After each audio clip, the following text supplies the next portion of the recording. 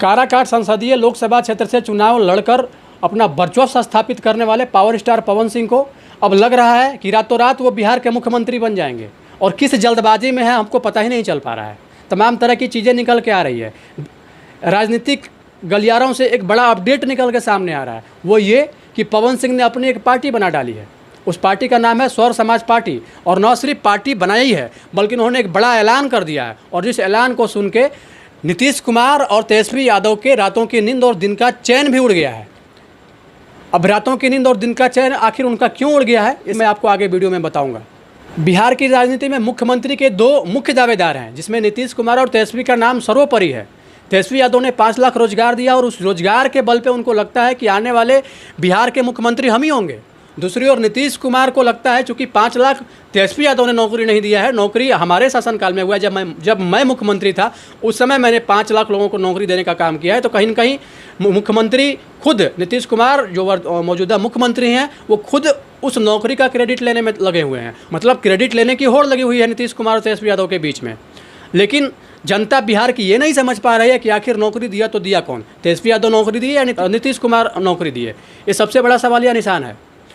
तमाम तरह की चीज़ें निकल के सामने आ रही है। ऐसे में पावर स्टार पवन सिंह का ये ऐलान करना कि मैं बिहार का जितना भी 243 विधानसभा सीट है सारे के सारे सीट से अपना कैंडिडेट दूंगा, अपना उम्मीदवार दूंगा, इस सबसे बड़ा क्वेश्चन मार्क है वाला है। बहुतों को ये भी लग रहा था कि नाचने गाने और बजाने वाला ये सिर्फ और सिर्फ भीड़ इकट्ठा कर रहा है, लेकिन है कि लोगों की आंखें फटी की फटी रह गई जब उन्होंने 3.25 लाख वोट काराकाट संसदीय लोकसभा क्षेत्र से एज ए निर्दलीय कैंडिडेट के तौर पर होने लाया। और न सिर्फ 3.25 लाख वोट लाया बल्कि एनडीए के शीर्ष नेतृत्व को एक बड़ा सबक सिखाया। जो एनडीए की शीर्ष नेतृत्व ये सोच रही थी कि कहीं ना कहीं हम इस बार उपेंद्र कुशवाहा को इस बार भी चुनाव काराकाट से जितवा लेंगे, पवन सिंह के आ जाने से उनके सारे मंसूबों पे पानी फिर गया। हालांकि एनडीए ने बहुत प्रयास किया था कि उपेंद्र कुशवाहा को यहाँ से निकाला जाए, लेकिन चूंकि पवन सिंह ने 3.25 लाख वोट लाके ये दिखा दिया कि पावर कहाँ से शुरू होता है। हालांकि जाति का फैक्टर इनके पक्ष में नहीं बैठ पाया और कहीं न कहीं चुनाव हार गए, लेकिन इतना तो तय है कि कहीं न कहीं उपेंद्र कुशवाहा को अपने से पीछे ढकेल दिया। और ये तो लोकसभा चुनाव की बात हो गई और काराकाट की बात हो गई, लेकिन पवन सिंह ने आखिर रातों रात ऐसा क्या ख्वाब देख लिया, उस ख्वाब में उनको साफ साफ दिखने लगा कि आने वाले समय में बिहार के मुख्यमंत्री हम होंगे, क्योंकि कहीं न कहीं उनका ख्वाब फिर से बिहार के मुख्यमंत्री की ओर आ गया। और मुख्यमंत्री के रेस में नीतीश कुमार और तेजस्वी यादव के साथ साथ कई सारे चेहरे का भी अब अचानक से नाम आना स्टार्ट हो गया है। यहाँ तक कि प्रशांत किशोर ने भी साफ साफ कह दिया है कि बिहार का 243 विधानसभा सीट, 243 के 243 विधानसभा सीट में हर सीट से हम अपना उम्मीदवार देंगे। और यही नहीं, उन्होंने साफ साफ ये भी कहा है कि न तो हम किसी पार्टी को समर्थन देंगे और न ही किसी पार्टी से समर्थन लेंगे। चाहे हमारी 1 सीट आ जाए, 2 सीट आ जाए, 200 सीट आ जाए, उस बात से मुझे कोई फ़र्क नहीं पड़ता है। और कहीं ना कहीं वो बिहार के राजनीति के चाणक्य कहे जाते हैं प्रशांत किशोर। उसके बाद अगर बात हम पावर स्टार पवन सिंह की करें, जिन्होंने अभी अभी मौजूदा पार्टी बनाई है सौर समाज पार्टी, उनका भी साफ कहना है कि 243 विधानसभा सीट में हर जगह पे हम अपना उम्मीदवार देंगे। जितनी भी विधानसभा सीट है हर जगह हम अपना कैंडिडेट देंगे, हम अपना उम्मीदवार देंगे। और कहीं ना कहीं प्रशांत किशोर के साथ साथ पावर स्टार पवन सिंह के सक्रिय राजनीति में आ जाने से बिहार के सियासी गलियारे में एक बहुत बड़ा भूचाल देखने को सामने मिल रहा है। तमाम तरह के आरोप और प्रत्यारोप के दौर शुरू हो चुके हैं, और यहाँ तक ये भी देखने को मिल रहा है कि बिहार में ऐसे ही चुनाव के समय में जातिगत व्यवस्था हावी हो जाती है तो कहीं ना कहीं इस बार जो जाति का ग्राफ होगा वो काफ़ी ज़्यादा बढ़ जाएगा। स्टार पवन सिंह ने साफ साफ कहा है कि जहाँ से मैंने चुनाव यात्रा का प्रारंभ किया था, जहाँ पे मैंने चुनाव यात्रा ख़त्म किया था, अब वहीं से फिर से आशीर्वाद यात्रा में प्रारंभ करूंगा। मतलब काराकाट संसदीय लोकसभा क्षेत्र से वो आशीर्वाद यात्रा निकालेंगे, और न सिर्फ आशीर्वाद यात्रा निकालेंगे बल्कि बिहार के हर विधानसभा क्षेत्र में जाएंगे। मतलब 243 विधानसभा क्षेत्र में वो पहुंचेंगे, जनता के बीच अपनी आशीर्वाद यात्रा को लेकर जाएंगे और जनता के बीच वो पहुंचेंगे और कहेंगे कि हम आने वाले समय में सक्रिय राजनीति में विधानसभा में हम आ रहे हैं। कहीं ना कहीं आप हमें आशीर्वाद दीजिए, आप हमें वोट दीजिए। पवन सिंह अपनी मांग को लेकर जाएंगे।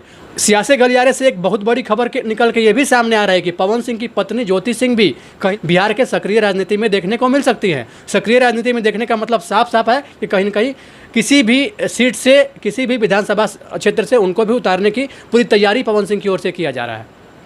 ये भी बड़ा दिलचस्प होगा, चूँकि एक साथ कई सारी पार्टियां जो मुख्य पार्टियां हैं महागठबंधन और एनडीए के अलावा प्रशांत किशोर की पार्टी भी अगर सक्रिय राजनीति में आ रही है, पवन सिंह की भी पार्टी अगर सक्रिय राजनीति में आ रही है, तो कहीं ये भी हो सकता है कि किसी का बहुमत पूरा हो ही ना। और जब किसी का बहुमत पूरा नहीं होगा तो हो सकता है किसी का सरकार ही ना बने, और जब किसी का सरकार नहीं बनेगा तो फिर से कहीं दोबारा चुनाव ना हो बिहार में। इस बात का भी कयास लगाया जाने लगा है। चूँकि बिहार है और बिहार में तमाम तरह की बातें होती है और जातिगत व्यवस्था इस कदर बिहार में हावी रहती है ना कि बिहार के राजनीति में कब क्या हो जाएगा, कब किस ओर ऊँट बैठ जाएगा, इस बात का कयास भगवान भी शायद नहीं लगा पाते हैं। और इसलिए कहा गया है कि बिहार राजनीति की वो भूमि है जहाँ से राजनीति का श्री गणेश होता है, और बिहार ही राजनीति का वो पाठशाला है जहाँ से बड़े बड़े राजनीतिक केंद्र की ओर अपना रुख करते हैं।